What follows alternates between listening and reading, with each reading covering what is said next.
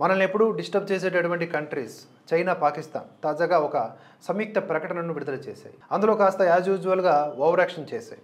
ఆ ఓవర్ యాక్షన్కి విరుగుడు మంత్రాగా మన ఇండియా కూడా రియాక్ట్ అయింది. ఏంటా వార్త అంటే, ఇటీవల చైనా, పాకిస్తాన్ దేశాల ఉమ్మడి ప్రకటనలో జమ్మూ కాశ్మీర్ ప్రస్తావన తీసుకురావడంపై భారత ప్రభుత్వం అభ్యంతరం వ్యక్తం చేసింది. అంటే వీళ్ళు ఏం చేస్తారంటే జమ్మూ కాశ్మీర్ని సెపరేట్గా చూస్తారు, భారత్లో కలిపి చూడరు. అది వీళ్ళ పైత్యం. అది మన భూభాగం, అది మన అంతర్గత విషయం అయినా కూడా వీళ్ళు అట్లా రెచ్చగొడతా ఉంటారనమాట. జమ్మూ కాశ్మీర్కు సంబంధించిన అనవసర సూచనలను తిరస్కరిస్తూ తమ కేంద్రపాలిత ప్రాంతం లదాఖ్ ప్రాంతాలు ఎప్పటికీ భారత్లో అంతర్భాగమని భారత్ అటు స్పష్టం చేసింది, అభ్యంతరం వ్యక్తం చేస్తూ ఏదైతే చైనా, పాకిస్తాన్ చేసినటువంటి ఉమ్మడి ప్రకటన ఉందో దాన్ని ఖండిస్తూ జూన్ 7న చైనా, పాకిస్తాన్ల సంయుక్త ప్రకటనలో జమ్మూ కాశ్మీర్ ప్రాంతంపై అనవసరమైన ప్రస్తావనలు వచ్చినట్లు గుర్తించాం.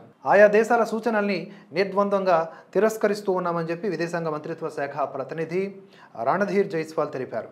ఈ ప్రాంతానికి సంబంధించి మా వైఖరి స్పష్టంగా ఉంది. ఇది సంబంధిత దేశాలు కూడా తెలుసు. జమ్మూ కాశ్మీర్, లదాఖ్ భారత్లో అంతర్భాగంగా ఉన్నాయి, అలాగే ఉంటాయి. దీనిపై వ్యాఖ్యలు చేసే అధికారం మరే దేశానికి లేదు అని మన విదేశాంగ శాఖ స్పష్టం చేసింది. ఇక జూన్ 7న బీజింగ్లో పాక్ ప్రధాని షహబాజ్ షరీఫ్, చైనా ప్రధాని లీ కియాంగ్ మధ్య జరిగిన చర్చల అనంతరం ఓ సంయుక్త ప్రకటన వెలువడింది. రెండు దేశాలు దక్షిణాసియాలో అంట శాంతి, సుస్థిరతల స్థాపన ప్రాధాన్యాన్ని గమనంలో ఉంచుకొని వ్యవహరిస్తున్నాయట.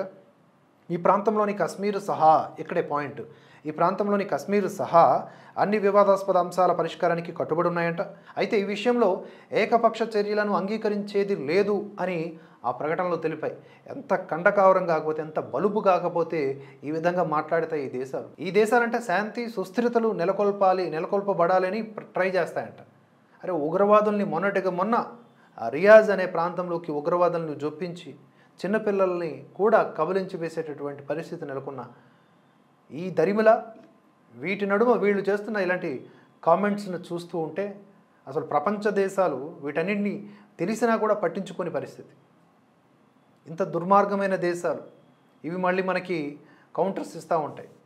సరే, ఏదేమైనప్పటికీ భారత్ కూడా దీన్ని తీవ్రంగా ఖండించడం జరిగింది. అలాగే చైనాకి కూడా కొన్ని ఝలకులు ఇవ్వడానికి భారత్ సిద్ధమవుతోంది.